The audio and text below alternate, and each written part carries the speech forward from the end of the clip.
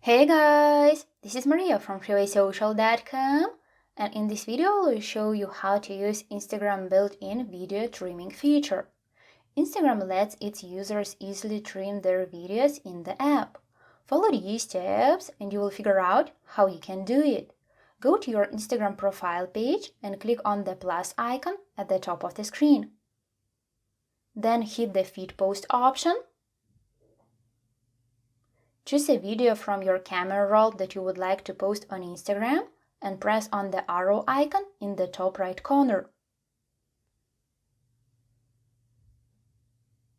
Now you can use any filter you want.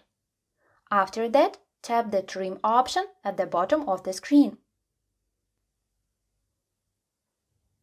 Drag the ends of the timeline in order to select the part of the video you want to use. Once you finish trimming your video, hit the arrow icon in the upper right corner one more time and upload the video to your feed as you would normally do. That's it!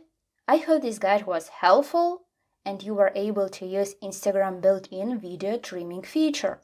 Don't forget to like this video and visit us at freewaysocial.com.